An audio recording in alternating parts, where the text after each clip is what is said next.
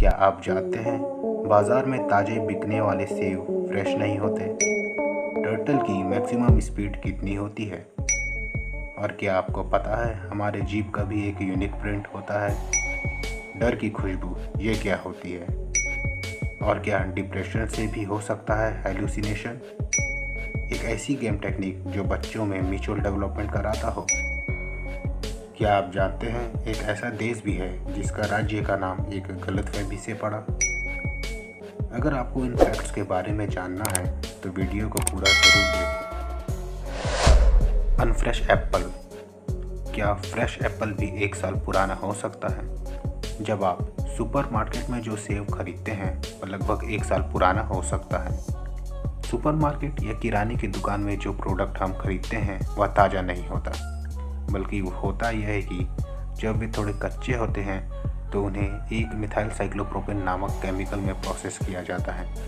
फिर उन्हें बॉक्स और पैलेट पर ढेर किया जाता है। फिर उन्हें लगभग 9 से 12 महीनों के लिए कोल्ड स्टोरेज के लिए गोदामों में रखा जाता है। Slowest animal. कछुए की स्पीड कितनी होती है? वैसे तो समुद्री कछुआ एक बहुत ही प्राचीन जीव है जो अपने ढाल जैसे आकृति वाले कवच के कारण पहचाना जाता है।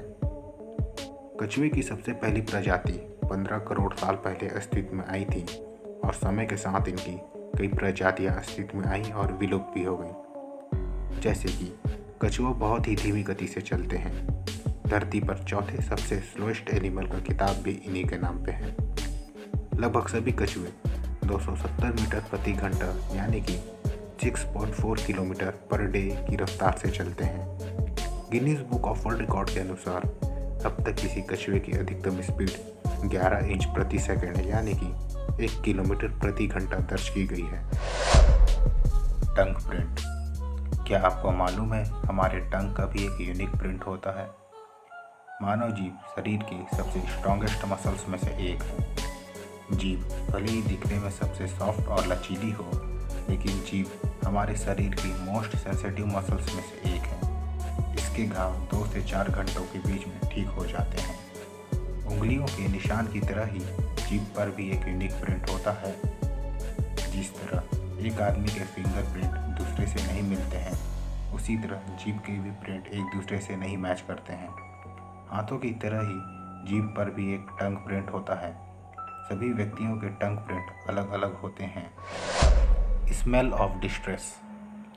क्या आपको पता है ताज़ी कटी घास की खुशबू जो हमें पसंद है, असल में वो गंध घास के डर की होती है। ताज़ी कटी हुई घास की गंध एक हर्बल सुगंध के जैसे तो होती है, लेकिन यह घास के लिए कोई सुखद अनुभव नहीं है। हाल के वर्षों में कटी हुई घास की गंध को संकट के तौर पर पौधों द्वारा पहचाना गया है। शोधकर्ताओं ने निर्धारित किया है कि गंध एक केमिकल कंपाउंड है जो पौधों द्वारा पीड़ा में दिया जाता है। कैटरपिलर या अन्य शिकारी कीड़ों द्वारा हमला किए जाने पर वे इसी समान गंध देते हैं। लेकिन एक नए शोध का यह भी कहना है कि सुगंध बचाव के लिए लाभकारी कीड़ों को भी बुलाती है। इस तरह के रिजल्ट से पौधों के रिसर्चर्स को यह जानने में मदद मिलेगी कि घास की नई किस्मों को कैसे विकसित किया जाए जो कीड़ों और सूखों के प्रति अधिक प्रतिरोधी हों। Suffers of depression. क्या आपको मालूम है डिप्रेशन भी हेलुसिनेशन का कारण बन सकता है? जिन लोगों को डिप्रेशन नहीं है उन लोगों की तुलना में डिप्रेशन के शिकार लोगों को दिल का दौरा पड़ने की संभावना अधिक होती है। इसके अतिरिक्त जिन लोगों को दिल का दौरा पड़ता है या दिल की सर्जरी होती है उनमें डिप्रेशन का खतरा अधिक होता है। डिप्रेशन मतिभ्रम यानी कि हेलुसिनेशन का कारण बन सकता है। एक गंभीर प्रकार के डिप्रेशन आपको उन चीज़ों को सुनने, देखने और विश्वास करने का कारण बन सकता है जो वास्तव में है ही नहीं। यह मानसिक या साइकोटिक डिप्रेशन है। सीवियर डिप्रेशन वाले लगभग 20% लोगों में यह लक्षण होते हैं। यदि आपके पास डिप्रेशन का पारिवारिक इतिहास है तो आपको साइकोटिक डिप्रेशन का अधिक खतरा हो सकता है। इस प्रकार के गंभीर डिप्रेशन के इलाज के लिए डॉक्टर अक्सर शॉक ट्रीटमेंट का उपयोग करते हैं क्योंकि वे एंटी डिप्रेसेंट के मुकाबले तेज़ी से काम करते हैं। A new game technique. एक ऐसी गेम टेक्निक जो बच्चों को फोकस रहने में दोनों तरफ से मदद करते हों। हम बात कर रहे हैं को प्लेइंग की, यानी कि सहकारी खेल की। इसमें बच्चों को एक कॉमन गोल या उद्देश्य के लिए एक दूसरों के साथ काम करना या खेलना शामिल है। को प्लेइंग के दौरान बच्चे कई जीवन कौशल सीख और विकसित कर सकते हैं, जो उन्हें दूसरों के साथ जुड़ने और दुनिया में सफलतापूर्ण आगे बढ़ने में मदद करेंगे। एक अध्ययन से ये भी पता चलता है कि जब बच्चे एक साथ खेलते हैं तो फाइनल रिजल्ट्स में दोनों तरफ से सुधार होते हैं। ए मिस्टेकन स्टेट। क्या आप एक ऐसे शहर को जानते हो जिसका नाम एक गलतफहमी की वजह से पड़ा? हम बात कर रहे हैं मैक्सिको में स्थित युकटन शहर की।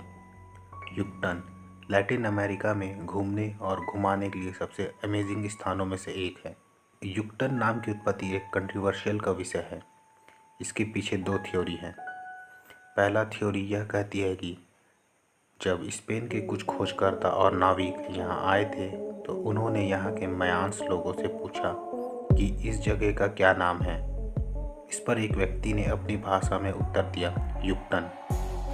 और युकटन का मतलब मयान भाषा में होता है, मैं आपको समझा नहीं।